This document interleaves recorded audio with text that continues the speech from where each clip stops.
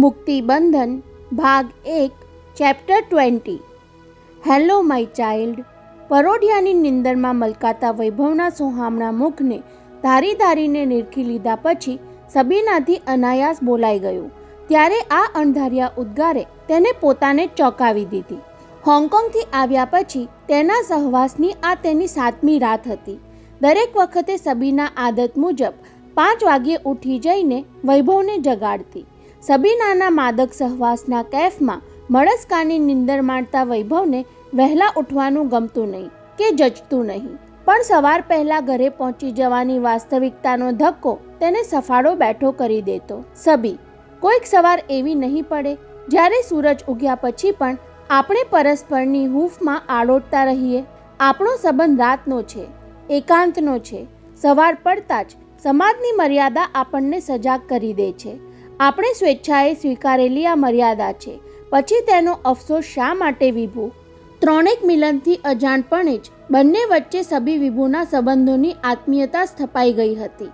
મિલન વચ્ચે સર્જાતો 2-3 રાતનો વિરહ હવે બંનેથી જીરવાતો ન હતો. મેળાપ માટેની સબીનાની ઉત્કટતા વૈભવના મનમાં આશા જગાડી જતી. આ રીતે મળતા રહીશું તો સબીના છેવટે નહીં પરણવાની જીદ છોડવા તૈયાર થઈ જશે. પરંતુ સબીનાના મનની તો વ્યગ્રતા વધતી જતી હતી. બાળકના નિમિત્તે થતા આ મિલનનો એકાએક અંત આવી જશે પછી વૈભવનો વિરહ હું કઈ રીતે સહી શકીશ? માતૃત્વ પામ્યા પછી તો હું બાળકમાં મન પોરવીને વિરહની વ્યથાને વિસારે પાડી દઈશ, પણ તેના સંતાનનો પિંડ મારા પેટમાં પાંગરતો હશે એ અવસ્થાના દિવસોમાં તો વૈભવનો વિયોગ કેવો વસમો નીવડશે. અને આજે પહેલું પરોઢ થયું જ્યારે વૈભવના મુખમાં બાળકનું સ્વરૂપ જોઈને તેનાથી બોલાઈ ગયું. Hello my child. તો શું માતૃત્વનું બીજ રોપાવાનો આ સંકેત હતો કે પછી માતા બનવાની તીવ્ર ઝંખનામાંથી ઉદ્ભવેલો ભ્રમ? આવો સંકેત કોઈ સ્ત્રીને મળતો હશે ખરો કે પછી હું અપવાદરૂપ હોઈશ? તેને આનો જવાબ તો મળે તેમ ન હતો. છતાં નાઇટ લેમ્પના પ્રકાશમાં બાંદ્રા બીચ રોક હોટેલના સ્વીટના બેડરૂમમાં લટકતા કેલેન્ડર પર તેની નજર દોડી ગઈ. સોમવાર 4 નવેમ્બર 1991નું એ પરોઢિયું અને રવિવાર 3 નવેમ્બરની આગલી રાત. તારીખ જોતાં જ રાત્રે વૈભવે કરેલી તાકીદ તાજી થઈ. સબી, સવારે હું ગમે તેટલી આનાકાની કરું છતાં મને અચૂક જગાડી દેજે. કાલે ધનતેરસ છે અને ઘરના સૌ સવારે 6 વાગ્યે ઉઠી જવાના છે. તને ખબર હશે, ધનતેરસ લક્ષ્મીજીના આગમનનો દિવસ ગણાય છે. સવારે ઘરના દ્વાર ઉઘાડી દેવા જોઈએ, નહીંતર આંગણે પધારેલા લક્ષ્મીજી પાછા ફરી જાય કહીને હસ્યો હતો. લક્ષ્મીજીના આગમન પહેલાં પહોંચી જાઉં તો આખી રાત હું ક્યાં હતો એવો ખુલાસો માંગનાર કોઈ સામે ભટકાય નહીં. તો શું આ ધનતેરસનું પ્રભાત મારા હૃદયના આંગણામાં નાનકડી લક્ષ્મીના આગમનના શુભ સંકેત સાથે ઉગવાનું છે? તો હું તેનું નામ ધનશ્રી પાડીશ. લાડમાં તેને ધનની કહીને જ બોલાવીશ.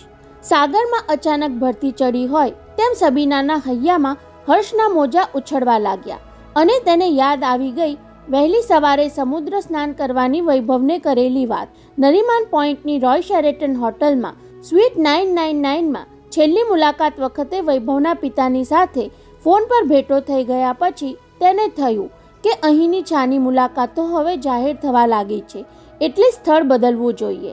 માતા બને ત્યારે કોઈને વહેમ ન થવો જોઈએ કે એ સંતાન વૈભવનું જ છે. મિલનનું સ્થળ બદલવાનો પ્રસ્તાવ મૂક્યો ત્યારે વૈભવે ખચકાટ વ્યક્ત કર્યો હતો. સબી, આ સ્વીટ તો આપણા સંબંધની કડીરૂપ છે. તને મેં કહ્યું નથી, પણ આ સ્વીટ લાઈફ ટાઈમ માટે રાખી લેવાનો પ્રસ્તાવ મેં હોટલ માલિક પ્રણય રાય સમક્ષ મૂક્યો છે. એવું શું કામ? સબી, હું શાહજહાં ભલે ન હોઉં પણ વૈભવ તો છું જ ને, કહી વૈભવે તેના બંને હોઠ પર આંગળી પસવાડતા ઉમેર્યું હતું. તારા પ્રેમની યાદગીરીમાં તાજમહેલ ન બંધાવી શકું, પણ 999 નંબરના આ સ્વીટનો લાઈફ મેમ્બર તો બની શકું ને. તું પાગલ છે વિભુ, એને માટે તું જવાબદાર છે. સબી, ગુનો કબૂલ છે. તેની છાતી પર મુક્કી મારતા સબીનાએ કહ્યું હતું, ભલે તારે સ્વીટ લાઈફ ટાઈમ માટે બુક કરવો હોય તો ભવિષ્યમાં કરજે, પણ મને વહેલી સવારે ઉઠીને ઉછળતા સમુદ્રમાં તારી સાથે સ્વિમિંગ કરવાની ગેલછા જાગી છે. એનું શું? કહી વૈભવને મનાવી લીધો હતો. અહીં નરીમાન પોઈન્ટ પર સ્વિમિંગ થઈ શકે તેમ નથી અને તેને સવારે ઘેર પાછા ફરવામાં જુહુ બીચ દૂર પડે એમ છે. એટલે જ મેં બાંદ્રા બીચ રોકનો સ્વીટ બુક કરાવી લીધો છે. એ બહાને તને મારો મહેમાન બનવાનો મોકો પણ મળશે. આવું બહાનું ઉપજાવીને તેને મનાવી લેવા માટે સબીનાનું મન ડંખ્યું હતું અને હવે મનમાં પડેલા પડઘાને કારણે સ્વિમિંગ કરવા જવાનો વિચાર માંડી વાળવા માટે બીજું કોઈ બહાનું ઉપજાવી કાઢવું પણ જરૂરી બન્યું હતું. પરોઢિયાની મીઠી નિંદરમાં પોઢેલા પુરુષના મુખમાં બાળ સ્વરૂપ જોઈને સ્ત્રીનું માતૃત્વ ઉભરાઈ આવે તેમ ઊંઘતા વૈભવના ચહેરાને તાકી રહેલી સબીનાએ ધીમે ધીમે ગરદન ઝુકાવી તેના કપાળ પર હોઠ ચાંપી દઈ વાહલપની ચુમ્મી ભરી લીધી. ત્યારે હવાની હળવી લહેરથી વૃક્ષના પાન સહેજ થરથરે તેમ વૈભવની બીડાયેલી આંખો પરથી પાપણના પડદા ઉંચકાયા. પોતાને સ્નેહ નીતરતી નજરે નીરખી રહેલી સબીનાને જોઈ મલકતા મુખે વૈભવે તેની ડોક પાછળ બંને હાથ પોરવી દીધા. લુચ્ચા! વૈભવના માથા પર હાથ પસવારી સબીનાએ વહેલી સવારે બોલતા પંખી જેવો ટહુકો કર્યો. આંખો મીચીને જાગતો પડ્યો હતો, છતાં ઘસઘસાટ ઊંઘવાની કેવી સરસ એક્ટિંગ કરતો હતો. એક્ટ્રેસનું પડખું સેવવાથી એટલી તો અસર થાય ને, કહી વૈભવે બંને હાથે સબીનાની ગરદનને પોતાના મુખ તરફ ઝુકાવતા કહ્યું. વર્ષો પહેલા બાળપણમાં દાદાજી સાથે અમારા ગામના મંદિરે ગયો ત્યારે પૂજારીએ કપાળે ચંદનનું તિલક કરેલું. બંધ આંખે ભક્તિભાવથી તિલક કરાવતો હતો ત્યાં ચંદનનો શીતળ સ્પર્શ થતાં જ આંખની પાપણ ઉઘડી ગઈ. એવી જ કાંઈક અનુભૂતિ થોડીવાર પહેલાં થઈ. એને કોની અસર ગણવી વિભુ? પ્રેમ માણસને પાગલ બનાવી દે છે એવું ઘણીવાર કહે છે અને કવિઓ અડધા પાગલ હોય છે એવું ઘણીવાર સાંભળ્યું છે, કહી સબીનાની ઝૂકતી ગરદન તરફ પોતાનું મુખ ઉચકી તેના હોઠ પર ગુડ મોર્નિંગ ચોડી દીધું. મિસ્ટર, આંખો ઉઘાડી છે તો જરા ઘડિયાળ પર નજર નાખી જુઓ. 5:15 થવા આવ્યા છે. હોય નહીં, આંચકો લાગ્યો હોય તેમ વૈભવ પૂછી બેઠો. 5:15 વાગે જ કેવી રીતે? તેને કાંડા પર નજર કરી. મેં તો 5નું એલાર્મ મૂક્યું હતું. મારે સ્વિટ્ઝરલેન્ડ લેટર લખી વોચ કંપનીને ફરિયાદ કરવી પડશે. 100% ગેરંટીવાળી તમારી વોચનું એલાર્મ પોતે જ ક્યારે ઊંઘતું રહે છે. ક્યારેક એટલે ક્યારે મિસ્ટર? તેની ગાલ પર ટપલી મારતી સબીના બોલી ઉઠી. કમ્પ્લેનમાં તમારે એમ પણ લખવું પડશે કે જ્યારે હું કોકની સાથે ઊંઘતો હોઉં છું ત્યારે આમ જ થાય છે. એટલે હું સમજ્યો નહીં. તારી ઘડિયાળનું એલાર્મ વાગે એ પહેલાં મારા દિમાગની ઘંટડીએ મને જગાડી દીધી હતી. તેની સામે શરારતથી જોતી સબીનાએ સ્મિત ફરકાવ્યું. પછી મેં તારા એલાર્મને વાગતું રોકી દીધેલું વિભુ. એટલે વાંક વોચ કંપનીનો નહીં, મારી કંપનીનો કહેવાય. મારે તને ઊંઘતો જોવો હતો એટલે જ મેં તારી ઘડિયાળના એલાર્મને અડપલું કર્યું હતું અને મારે તને ખુલ્લા આકાશ નીચે ઉછળતા સાગરમાં સ્વિમિંગ કરતી જોવી હતી એટલે તો એલાર્મ મૂક્યું હતું સબીના, કહી વૈભવ ઊભો થવા લાગ્યો. એનીવે, હજુ પણ આપણી પાસે 15 મિનિટ છે. Let's go for swimming. નહીં, સબીનાએ તેનું કાંડું પકડી લીધું. સ્વિમિંગ ફરી કોઈક વાર. અત્યારની 15 મિનિટમાં થોડીક વાત કરી લઈએ. વાતચીત તો દરિયામાં નહાતા નહાતા પણ થાય સબીના.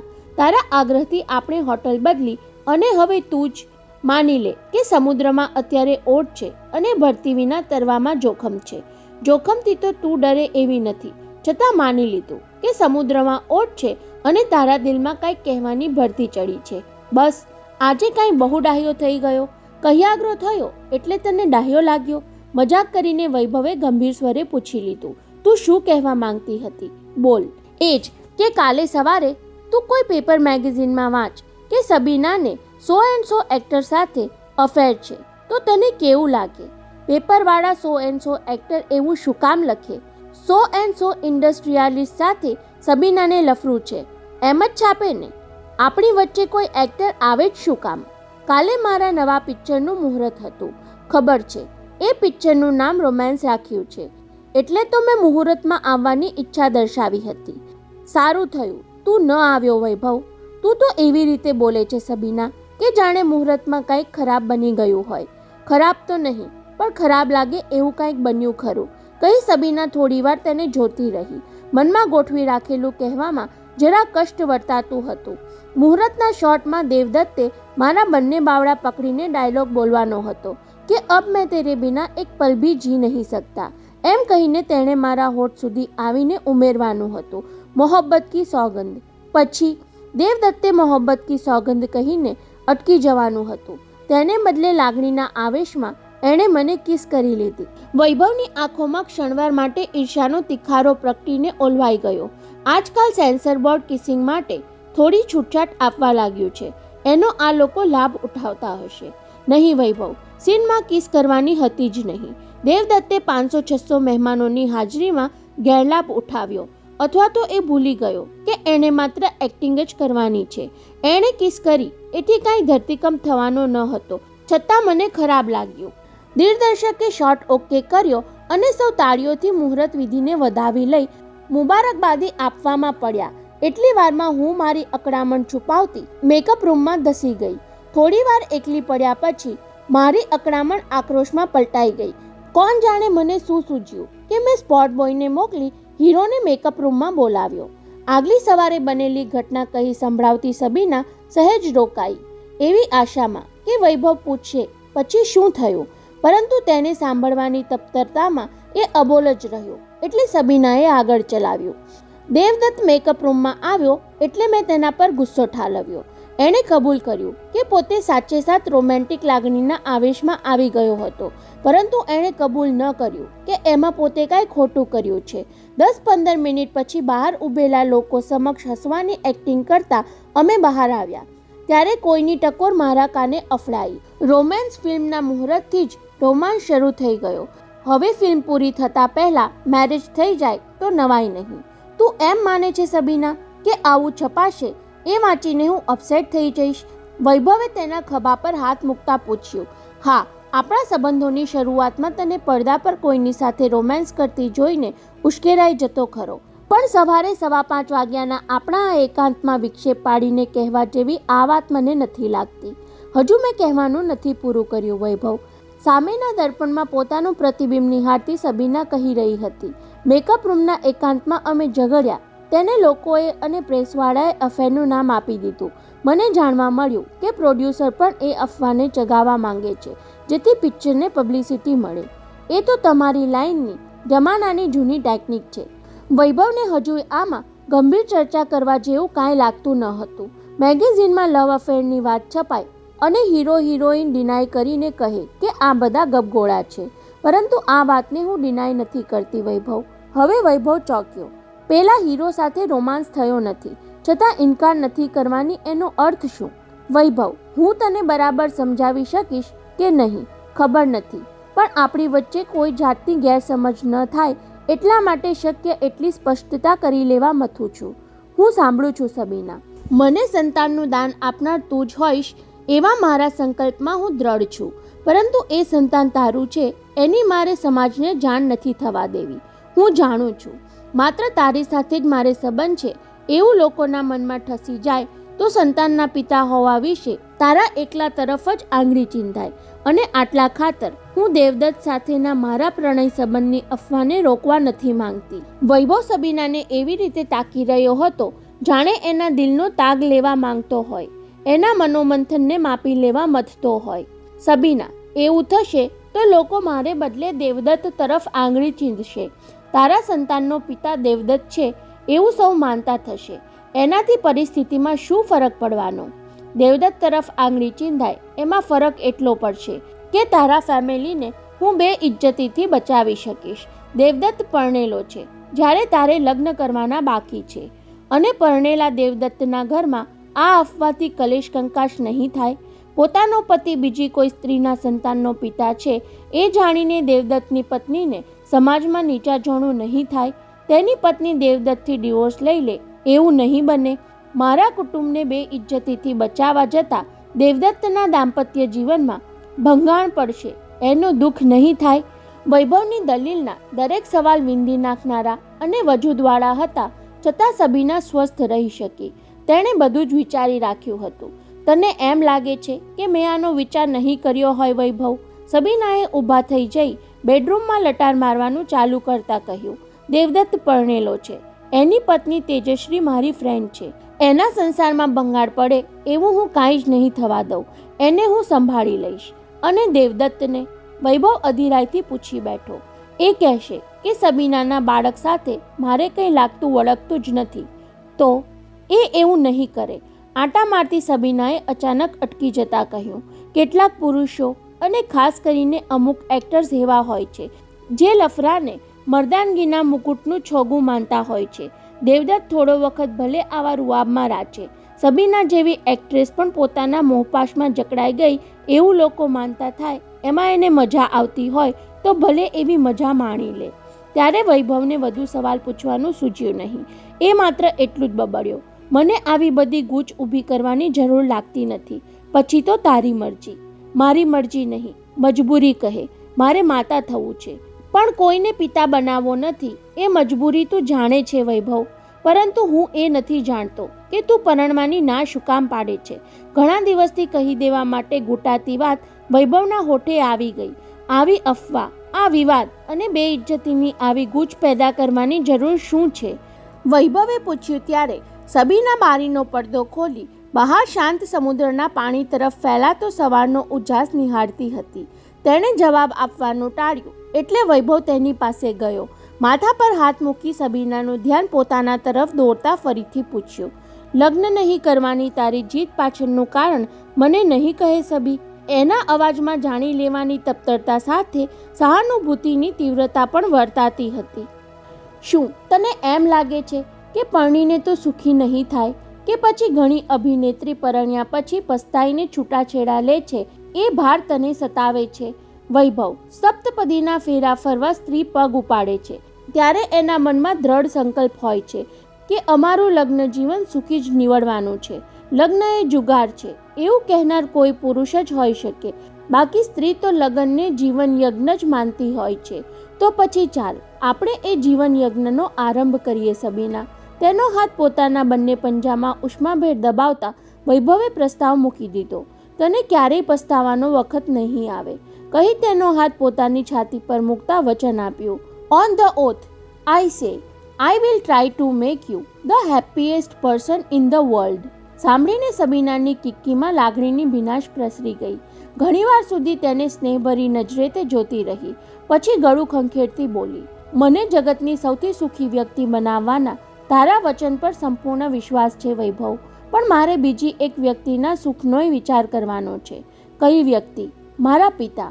ફરી સમુદ્ર તરફ નજર કરી લઈ સબીના ગળગળા અવાજે કહેવા લાગી, તને સોગંદ છે વૈભવ, આ વાત મારા પપ્પાને ક્યારેય નહીં કહેતો. સબીનાએ તેની છાતી પર હાથ રાખી હૃદયમાં ધરબી રાખેલી વાત વ્યક્ત કરી દીધી. પપ્પા મારી જિંદગીનું મધ્ય બિંદુ છે. માં એમને છોડીને ચાલી ગયા પછી એ મારે ખાતર ફરી પરણ્યા નહીં. એમને લગ્ન કરી લેવાનું કહેવા જેટલી હું સમજણી થઈ ત્યારે બહુ મોડું થઈ ચૂક્યું હતું. હું જાણું છું દરેક પિતા પુત્રીને પરણાવીને સુખી થવા માંગે છે. પપ્પાએ અનેકવાર મને સમજાવી, લગ્ન નહીં કરવાની જીદનું કારણ પૂછ્યું ત્યારે મેં એક જ વાત કરી કે મારા નસીબમાં લગ્ન લખાયું જ નથી. જ્યોતિષીએ મને સાફ કહ્યું છે, તું પરણીશ તો પસ્તાઈશ. પરંતુ તારા પિતા જ્યોતિષમાં ક્યાં માને છે? એ નથી માનતા. પરંતુ કોઈએ મારી કારમાં ટાઈમ બોમ્બ મૂકીને મારું એ કામ સરળ કરી આપ્યું. સબીનાએ નિખાલસપણે સમજાવ્યું. એક જ્યોતિષે આગાહી કરેલી કે મને આવતા વર્ષે બહુ મોટી ઘાત નડવાની છે. ટાઈમ બોમ્બની ઘટનાથી ઘાતની એ ભવિષ્યવાણી સાચી પડી એટલે પપ્પાના મનમાં ઠસી ગયું કે પરણીને પસ્તાવાની એની આગાહી પણ કદાચ સાચી પડે. સબીનાએ બધે બધું સાચે સાચું કહી દીધું એટલે તેના પ્રત્યેનો વૈભવનો વિશ્વાસ વધુ દ્રઢ બની ગયો. સાચું કહેજે સબીના, તું આ ભવિષ્યવાણીમાં વિશ્વાસ ધરાવે છે ખરી? હા કહી શકું તેમ નથી અને વિશ્વાસ નથી ધરાવતી એમ પણ કહી શકું નહીં. સબીનાએ કાંડા ઘડિયાળમાં જોઈ લેતા કહ્યું, પરણીને પસ્તાવવું પડશે એની તો કોને ખબર, પણ પપ્પાને સાવ એકલા છોડી દઈને હું સાચા અર્થમાં સુખી તો નહીં થઈ શકું એમ મારું મન કહે છે. તો પરણીને તારા પપ્પાને પણ તું સાથે રાખી શકે છે. ત્યારે સબીના લુખ્ખું હસી. વૈભવ, તને લાગે છે કે મારા પપ્પા પુત્રીને સાસરે રહેવા તૈયાર થાય? કહીને તરત જ ઉમેર્યું, અને હું જે પુરુષને પરણવા તૈયાર થાઉં એ એવો તો નહીં જ હોય જે પત્નીના પિયરમાં રહેવા તૈયાર થાય. કહી નિશ્વાસ નાખ્યો. બસ આ છે મારી મજબૂરી. તો પછી કુંવારી રહીને માતા બનવાનો ઈરાદો? એટલા માટે કે હું માતૃત્વથી વંચિત રહેવા નથી માંગતી અને મારા પિતા જીવનના અંતિમ દિવસોમાં પોતાના વંશજને ગોદમાં રમાડવાના સુખથી વંચિત રહી ન જાય એ માતા બનવાનું બીજું કારણ છે. વૈભવ તેને માનભરી નજરે જોવા લાગ્યો. જેમ જેમ તે સબીનાને વધુને વધુ ઓળખતો જતો હતો તેમ તેમ તેને પરણવાની ઝંખના પ્રબળ બનતી જતી હતી. એટલે જ આશા છૂટતી ન હતી એ માતા બને ત્યાં સુધીમાં હું એને જરૂર મનાવી લઈશ. પરણવું તો હવે સબીનાને જ, એ સિવાય બીજું કોઈ નહીં. શું વિચારમાં પડી ગયો વૈભવ? સાંભળીને એ હસ્યો. તું તારી રીતે વિચારે છે અને હું મારી રીતે વિચારું છું, પણ આખરે તો માનવ માત્રનું ભાવિ નિર્મિત કરનાર ઉપરવાળો જે વિચારે એમ જ થવાનું ને, કહી તેણે સબીનાને અશ્લેષમાં લઈ લીધી. એની એ ઉન્માદભરી હૂંફમાં ઊંડા શ્વાસ લેતી સબીનાના હૈયામાં ભરતી ચડવા લાગી. ધનતેરસની સવારે 8:15 વાગ્યે ઈશ્વરભાઈ વિરાણીની રોલ્સ રોયસ સહાર એરપોર્ટ નજીક આવી પહોંચી એટલે પાછલી બેઠકમાં બેઠેલા ચારુબહેન અને નિરાલીએ પરસ્પર સ્મિત ફરકાવી સંકેતમાં જ હર્ષની આપ-લે કરી લીધી. બસ હવે થોડી જ વારમાં એમનું આગમન થશે. વિખ્યાત વિરાણી પરિવારના ભાવિ જમાઈને જાણે એરપોર્ટ પર જ પોકવાના હોય એટલા ઉત્સાહથી ચારુબેન સજી ધજીને ઘેરથી નીકળ્યા હતા. પરંતુ એ ઉત્સાહ હેઠળ ન કહેવાનું એવું કાંઈક ખટક્યા પણ કરતું હતું, જેને કારણે 1 કલાકના કાર ડ્રાઈવ દરમિયાન પુત્રી સાથે એ ભાગ્યે જ કંઈક વાતચીત કરી શક્યા. આગલા દિવસે સાસુ સસરા સાથે હરિદ્વાર ઋષિકેશની યાત્રાએથી પાછા ફર્યા ત્યારે એ ખટકો તો ભીતરને ખોતરતો જ હતો અને તેમાં પતિએ ઉલટ તપાસ જેવો વ્યવહાર કરી દુખતા જખમ પર નિમક ભભરાવીને પીડામાં વધારો કરી દીધો હતો. તે એવું કેમ કર્યું ચારુ? રવિવાર હોવાને કારણે ઘેર આરામ કરતા ઈશ્વરભાઈએ યાત્રાએથી પાછા ફરેલા પિતાને ખુશખબર પૂછ્યા અને પત્ની સાથે પ્રાસ્તાવિક વાતચીત કરી. પણ બપોરની ચા વખતે બંને એકલા પડ્યા ત્યાં જ અધીરાઈ ઉપરાંત ઠપકાના ભાવથી તેમણે પૂછી લીધું, તમે લોકો અહીંથી નીકળ્યા ત્યારે એવું નક્કી કરેલું કે 1 દિવસ માટે ઋષિકેશ જઈ આવી તારા ગુરુના દર્શન કરી હરિદ્વાર પાછા ફરી જશો, તેને બદલે ઋષિકેશ 2 દિવસ વધારે કેમ રોકાઈ એમ જ પૂછવા માંગો છો ને તમે? ના, હું એમ પૂછવા માંગુ છું કે બા બાપુજીને બીજે દિવસે ઋષિકેશથી હરિદ્વાર પાછા મોકલી દઈ તારે ગુરુજીના આશ્રમમાં 2 દિવસ વધારે કેમ રોકાઈ જવું પડ્યું? બા બાપુજીને મેં ઋષિકેશથી હરિદ્વાર પાછા નહોતા મોકલી દીધા. અવાજમાં બને તેટલી સ્વસ્થતા રાખી ચારુબહેને કહ્યું હતું. અમે 11 વાગે ઋષિકેશના આશ્રમે પહોંચ્યા ત્યારે ગુરુજી ધ્યાનમાં હતા. બપોરે 2 વાગ્યે દર્શન થયા ત્યારે તેમણે કહ્યું, મુંબઈની જંજાળ છોડી ઘણા વખતે આવ્યા છો તો 2 દિવસ રોકાઈ જાઓ. એટલું કહી ચારુબહેને પતિ સામે જોયું, પણ એટલો ખુલાસો પૂરતો ન હોય તેમ ઈશ્વરભાઈ વધારે સાંભળવા તેમને તાકી રહ્યા એટલે ચારુબહેને કહેવું પડ્યું. બા બાપુજીને ઋષિકેશ કરતા હરિદ્વારમાં રહેવાની ઈચ્છા હતી. તેમને ત્યાં ઠંડી બહુ લાગે એટલે એ બંને સાંજે જ હરિદ્વાર પાછા ચાલ્યા ગયા. મને થયું એ બહાને ભલે બંનેને એકલા સાથે રહેવા મળે, પરંતુ તારે એકલા ગુરુજીના આશ્રમમાં 2 રાત રહેવાની જરૂર શું હતી? પૂરછામાં પતિએ એકલા અને 2 રાત એ બંને શબ્દો પર ભાર મૂક્યો હોય એવું ચારુબહેનને લાગ્યું. કદાચ ભાર ન મૂક્યો હોત તો પણ એ શબ્દો તેમને ખટક્યા તો ખરા જ. હું જાણું છું ઈશ્વર, મારો ગુરુજી પાસે વારંવાર જવું તમને રૂચતું નથી.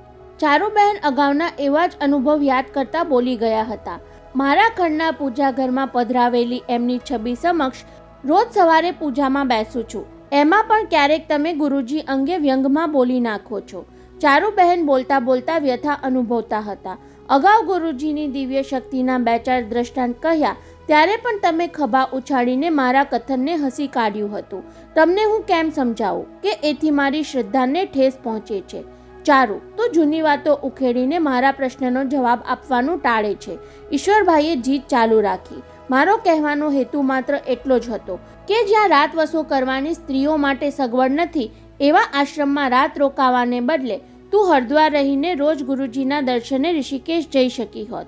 તે એમ કેમ ન કર્યું? બા બાપુજીને હરિદ્વારમાં 2 દિવસ એકલા રાખવા હતા કે પછી તારે ઋષિકેશમાં 2 દિવસ રાત એકલા રહેવું હતું? ત્યારે ચારુબહેન સહી ન શકતા હોય તેમ આવેશમાં બોલી ઉઠ્યા હતા. હા, મારે એકલા જ રહેવું હતું, સાવ એકલા. બસ એ વખતે ભાવિ વેવાણ ચંદનબહેન મળવા આવી ચડ્યા એટલે વાત ત્યાં જ આટોપાઈ ગઈ હતી અને રાત્રે બહાર ગયેલા ઈશ્વરભાઈ મોડે સુધી ઘેર આવ્યા ન હતા. તેથી એ અણગમતી ચર્ચાનો દોર સંધાયો ન હતો, પરંતુ ચારુબહેનના આત્માનો અજંપો ઓછો થતો ન હતો. હે ઈશ્વર, મને આ ધર્મ સંકટમાંથી હેમખેમ પાર ઉતારજે. એવું બોલાઈ ગયું ત્યારે ખ્યાલ આવ્યો કે પતિનું નામ પણ ઈશ્વર જ છે. મમ્મી, સહાર આવી ગયું. વાઘેલાએ કારને બ્રેક માર્યાને અડધી મિનિટ થઈ ગઈ છતાં કોના વિચારમાં આટલી ઊંડી ઉતરી ગઈ કે ઘરથી નીકળી ત્યારે જમાઈને લેવા જવાનો તારો ઉત્સાહ અત્યારે ચહેરા પર દેખાતો નથી. દીકરી, તું માં થઈશ ત્યારે તને સમજાશે. કારમાંથી ઉતર્યા પછી ચારુબહેને કહ્યું. માના ઉત્સાહની સાથે ઉચાટ પણ જોડાયેલો હોય છે. કહી કારણ પણ દર્શાવી દીધું. વૈભવ છેક સવારે ઘેર આવ્યો ત્યારે તારા ડેડીએ પૂછ્યું કે આખી રાત ક્યાં હતો. ત્યારે તારા મોટા ભાઈએ તેનો શું જવાબ આપ્યો ખબર છે? એ કહે છે, રાત્રે હું ક્યાં હોઉં છું એ તમે જાણો છો, છતાં પૂછપરછ કરીને શું કામ મારું મોં ખોલાવો છો? ચારુબહેનથી નિસાસો નંખાઈ ગયો. નિરાલી, તારી સાથોસાથ વૈભવનું ગોઠવાઈ ગયું હોત તો હું સંસારમાંથી પરવારી જાતને. તારા ડેડીને કોણ સમજાવે કે વૈભવને જેની સાથે પરણવું હોય તેની સાથે ગોઠવી નાખો ને, એટલે વાત પતે અને ભવાડા થતા અટકે. મા દીકરી વચ્ચે વાતચીત ચાલતી હતી ત્યાં પાછળથી ભાવિ વેવાણનો સાથ સંભળાયો. આવી ગયા ચારુબહેન, કહેતા એ હર્ષભેર પાસે આવ્યા. નિરાલીએ બે હાથ જોડી નમસ્કાર કર્યા એટલે વહાલથી તેની પીઠ પર હાથ ફેરવી લઈ ચંદનબહેને ખબર આપ્યા. થોડી વાર પહેલાં જ પ્લેન ઉતર્યું. હવે કસ્ટમમાંથી પાસ થાય એટલી જ વાર. કસ્ટમમાં વાર નહીં લાગે. ચારુબહેને પોરસથી કહ્યું. તમારા ભાઈએ રાત્રે જ લાગતા વળગતાને ફોન કરી દીધો છે. હોંગકોંગથી અમારા ભાવિ જમાઈ ચંદ્રકુમાર ઝવેરી આવી રહ્યા છે. એમને માનભેર ગ્રીન ચેનલમાંથી જવા દેજો. હા ભાઈ હા, જ્યાં જુઓ ત્યાં ઈશ્વરભાઈનું જ રાજ ચાલે છે. ચંદનબેન હજુ તો બોલતા હતા ત્યાં નિરાલીનું ધ્યાન પડ્યું એટલે ઉત્સાહભેર વચ્ચે બોલી ઉઠી. જુઓ, એ આવી રહ્યા છે. સૌથી પહેલાં બહાર નીકળ્યા. ઊંચા સોહામણા યુવાનને સામાનની ટ્રોલી સાથે આવતો જોઈ ચારુબહેનની આંખોમાં સંતોષની ચમક ઉપસી આવી. પહેલી નજરે જ ગમી જાય એવો છોકરો છે. ફોટામાં જોયો હતો એના કરતાં વધારે રૂડો દેખાય છે. જયંતી હાંક મારીને ચંદનબહેને ડ્રાઈવરને આદેશ આપ્યો. જા જઈને નાના શેઠના સામાનની ટ્રોલી લઈ લે. નિરાલી હાથમાં ગુલદસ્તા સાથે ચંદ્રકુમારનું સ્વાગત કરવા પગ ઉપાડતી હતી ત્યાં તેની પાછળ પાછળ આવતા બે યુવાનોને જોઈ તેના પગને બ્રેક લાગી. અરે આ તો પેલા બંને રાજન અને સાજન જોડિયા ભાઈઓ. બીજા કોઈ સંજોગોમાં નિરાલી તેના આગમનથી ખુશ થઈ ઉઠત. ખાસ કરીને મીરચંદાનીના ફ્રોડમાંથી પોતાને ઉગારી લેનાર રાજન ગીડવાણી સાથે તો હોશભેર હાથ મિલાવા દોડી જાત. પરંતુ ચંદ્રકુમારની સાથે આવતા જોયા એટલે નિરાલી હેપતાઈ ગઈ. હોંગકોંગમાં આ ભાઈઓ સાથે કેવી રીતે ઓળખાણ થઈ એ ચંદ્રકુમારને કેમ સમજાવવું, અને તે પણ મમ્મી અને ભાવિ સાસુની હાજરીમાં. આ વિમાસણમાં તેને ઘણીવારે ખ્યાલ આવ્યો કે નજીક આવી રહેલા ચંદ્રકુમાર તેના તરફ હાથ ઊંચો કરી હેલ્લો કરી રહ્યા છે. નિરાલીએ સત્વર ભૂલ સુધારી લઈ સામો હાથ ઊંચો કરી ઉત્સાહભેર હલાવવા લાગી. તો દૂરથી પોતાને ઓળખી લઈ મિસ વિરાણી વેલકમ કરે છે એવા બ્રહ્મા રાજન ગીડવાણીએ પણ તેની સામે હાથ હલાવતા ધીમા સાદે હેલ્લો મિસ વિરાણી કહી આવકારનો પડઘો પાડ્યો. ત્યારે નિરાલીનું નામ કોઈ અજાણ્યાના મુખેથી બોલાતું સાંભળી ચંદ્રકુમારે સહેજ ચોંકીને બંને તરફ જોયું. હવે નિરાલીને ફડકો પડ્યો. કદાચ રાજન ચંદ્રકુમાર પાસે બોલી નાખશે તો ભયાનક ગેરસમજ સર્જાઈ જશે. એવી દહેશતથી તે ગુલદસ્તા સાથે ત્રણે તરફ દોડી ગઈ. એ પહોંચી ત્યાં સુધી ત્રણે વચ્ચે શેકહેન્ડ થઈ ગયા હતા અને રાજન પોતાનો પરિચય આપતો હતો. અમે બંને ગીડવાણી ભાઈઓ હોંગકોંગના એન્ટી કરપ્શન બ્યુરોના ઓફિસર છીએ. હું રાજન અને આ સાજન. એન્ટી કરપ્શન બ્યુરોના ઓફિસર એટલું સાંભળતા જ ચંદ્રકુમારની આંખોમાં ચમક આવી ગઈ અને ચહેરા પર આદરભાવ પ્રગટ્યો. ઓહ, તમે તો પોતે પેલા ફેમસ ગીડવાણી ટ્વિન્સ. નિરાલી બાજુમાં આવીને ઊભી રહી ગઈ છતાં ચંદ્રકુમાર ઝવેરી તેની તરફ જોવાનું ભૂલી જઈ બંનેને કહી રહ્યા હતા. પેલા મીરચંદાનીનો $1 મિલિયન ફ્રોડ પકડનાર ડબલ હીરોઝ તમે પોતે જ. કહી દોઢેક મહિના અગાઉના પરાક્રમ બદલ અત્યારે અભિનંદન આપતા હોય તેમ ચંદ્રકુમારે ફરી બંને ભાઈઓ સાથે હાથ મિલાવ્યા. ન્યૂઝપેપર્સમાં તમારી કામગીરીનો અહેવાલ વાંચેલો, પણ ફોટા છપાયા ન હતા એટલે તમને ઓળખી ન શક્યો. નહીતર હોંગકોંગથી મુંબઈ સુધીની ફ્લાઇટમાં તમારા એન્ટી કરપ્શન બ્યુરોની બીજી ઘણી બધી વાતો સાંભળવા મળત. નિરાલીને થયું કે એ વિષય વધુ ન લંબાય તો સારું, એટલે ચંદ્રકુમારના હાથમાં ગુલદસ્તો પકડાવીને વેલકમ ટુ બોમ્બેના ઉદ્ગાર સાથે ભાવિ ફિયાન્સને આવકાર્યો. ત્યાં ચંદ્રકુમારને યાદ આવ્યું હોય તેમ એણે પૂછી લીધું, અરે નિરાલી, તું આ બંને ભાઈઓને ક્યાંથી ઓળખે? કોઈ વાર ફોન પર પણ એમની વાત કરી નહીં કે તમે હોંગકોંગમાં મળેલા? નહીતર હું સામે ચાલીને એમને ફોન કરી ઓળખાણ ન કાઢત. તેનો શું ખુલાસો કરવો? નિરાલી મૂંઝવણમાં પડી ગઈ ત્યાં રાજને મામલો સંભાળી લીધો. મિસ્ટર ઝવેરી, વાત એમ છે કે મિસ વિરાણી હોંગકોંગના ડિપાર્ટમેન્ટલ સ્ટોરમાં શોપિંગ કરતા હતા. એ વખતે પર્સમાંથી પૈસા કાઢતા એમનો પાસપોર્ટ નીચે પડી ગયેલો. મેં ઉંચકીને એમને આપ્યો. તેમાં ઔપચારિક વાતચીત પરથી જાણવા મળ્યું કે એ ઇન્ડિયાના લીડિંગ ઇન્ડસ્ટ્રીયાલિસ્ટ IM વિરાણીના પુત્રી છે કે જેમના મુંબઈના chartered account Doshi and Doshi કંપનીમાં એકવાર હું કામ કરી ચૂક્યો છું. પરંતુ અમે મિસ વિરાણીને અમારી ઓળખાણ નહોતી આપી. રાજનના જોડિયાભાઈ સાજને નિરાલીને મૂંઝવણમાંથી સંપૂર્ણ છુટકારો અપાવી દેતા ઉમેર્યું, એન્ટી કરપ્શન બ્યુરોવાળા તરીકે ઓળખાણ આપીએ છીએ ત્યારે ઘણા લોકો ભડકી જતા હોય છે ને. એ જ વખતે ચારુબેન અને ચંદનબહેન દૂર ઊભા ધીરજ ખૂટી ગઈ હોય તેમ ચારેયની પાસે આવ્યા. ચંદ્ર, અમે તમારી રાહ જોઈએ છીએ અને તમે લોકો અહીં ગપ્પા મારવા ઊભા રહી ગયા. ચંદનબહેને પુત્રના માથા પર હાથ મૂકી ઓળખાણ કરાવી. આ છે નિરાલીના મમ્મી, એ તારા would be mother in law. તેના બે છેલ્લા શબ્દો પર રાજન ગીટકારીએ મલકી જઈ નિરાલી સામે જોયું. તેના ચહેરા પરની પ્રસન્નતા નિરાલીને જાણે કહી રહી હતી, થેન્ક ગોડ કે પેલા બદમાશ મીરચંદાનીમાં ફસાતી રહી ગઈ અને આવો હેન્ડસમ યંગ મેન મળી ગયો. તો અમે જઈએ ગીટકાણી બ્રધર્સ, કહી ચંદ્રકુમારે છૂટા પડતા પહેલા કોટના ખિસ્સામાંથી કાર્ડ કાઢી રાજનના હાથમાં આપ્યું. બંને એકવાર ઘેર જરૂર આવજો, કહી હસતા હસતા ઉમેર્યું. તમે બંને એટલા બધા સિમિલર દેખાઓ છો કે બેમાંથી એક આવશો તો રાજન કોણ અને સાજન કોણના ગોટાળામાં અટવાઈ જઈશ. તેની એ હળવી ટકોરના જવાબમાં રાજને પણ વળતી રમૂજ સાથે માહિતી આપી દીધી. કદાચ અમે 2 ને બદલે 4 જણા આવીએ. એવું સાંભળતા જ નિરાલીના મુખ પર અચરજ છવાઈ જતું રાજનના ધ્યાન બહાર રહ્યું નહીં. એટલે સ્મિત સાથે તેણે ઉમેર્યું, મિસ ઝવેરી, તમે જેમ મિસ વિરાણીના ફિયાન્સ થવાના છો તેમ અમે પણ અમારી ફ્યુચર ફિયાન્સની શોધમાં જ મુંબઈ આવ્યા છીએ. કન્યા પસંદ પડી જશે તો એમને પણ સાથે લઈ તમારી મહેમાનગતિ માણવા આવી જઈશ, કહી બંને ભાઈઓ વચ્ચે રાખેલી સામાનની એક ટ્રોલીને હડસેલતા ગીરવાણી બંધુ આગળ ચાલતા થયા. નિરાલીને કહેવાનું મન થયું, અમારી સાથે કારમાં ચાલો, ઘર સુધી મૂકી જાઓ, પરંતુ જીભ ઉપડી નહીં. નિરાલી, આ બંને ભાઈઓ અદલો અદલ એકબીજાના ડુપ્લિકેટ દેખાય છે. ચંદ્રકુમાર તેમને જતા જોઈને બોલી ઉઠ્યો, મને થાય છે કે એમને પરણનારી છોકરીઓ ક્યારેક ઓળખાણમાં ભૂલથાપ તો નહીં કરી બેસે ને. તેના એ રિમાર્ક પર નિરાલી માત્ર લુખ્ખું હસી. એ કેમ કહી શકે કે બેમાંથી રાજન કોણ છે એ તો મેં દૂરથી જ પારખી લીધું હતું. જોવાની નજરમાં ફેર હોય છે. આઈએ બાબુજી. નિર્માતા ચારુ દત્તના બનાવટી નામે અભિનેત્રીની મુલાકાતે આવેલા ચીનુ ચોકસીને સબીનાએ સભ્યતાપૂર્વક આવકાર આપ્યો ત્યારે દીવાનખંડમાં એકલી જ હતી. માફ कीजिएगा, फोन पे कुछ पर्सनल बात चल रही थी, इसीलिए आपको थोड़ी देर बाहर बैठना पड़ा. कोई बात नहीं मैडम. चीनूए सोफा पर बैठक लई हाथ में उचकेली सूटकेस बाजूમાં મૂકી વળતો વિવેક દર્શાવ્યો. हम जानते हैं आप कितनी बड़ी आर्टिस्ट हो, आपसे मुलाकात हो गई उसे भी हम खुशनसीबी समझते हैं. કોલેજના અનેક નાટકોમાં કામ કરી ચૂકેલા ચીનો ચોકસીને ફિલ્મી સ્ટાઇલમાં હિન્દી બોલવાની ફાવટ તો હતી જ, પરંતુ થોડી તૈયારી કરીને પણ આવ્યો હતો. સૂટ બૂટ પહેરવાને બદલે નવી કામગીરી સાથે બંધ બેસે એ માટે ચીનુએ બંગાળી સ્ટાઇલમાં ધોતી કુર્તા ધારણ કર્યા હતા અને પીઢ દેખાવા માટે નંબર વગરના કાળા ચશ્માએ ચડાવ્યા હતા. એ અભિનેત્રીના સુસજ્જ દીવાનખંડનું નિરીક્ષણ કરતો હતો ત્યારે સબીના તેને નિહાળી રહી હતી.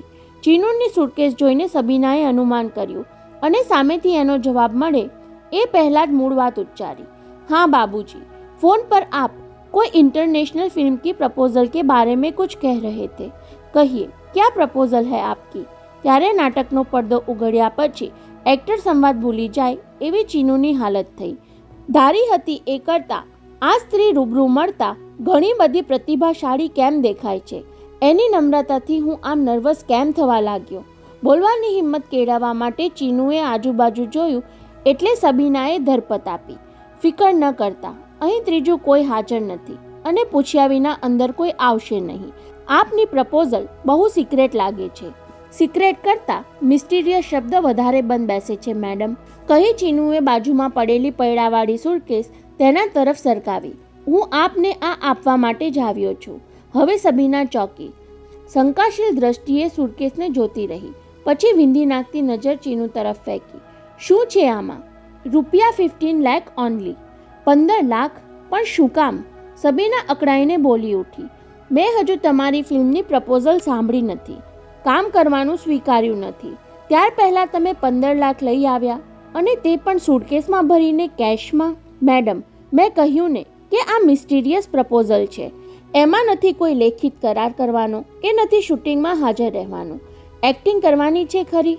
સબીનાએ ધારદાર સવાલ પૂછ્યો ત્યારે ચારુદત્ત બનીને આવેલો ચીનું પામી ગયો કે હવે અમંગળ ચોઘડિયું બેસી ગયું છે.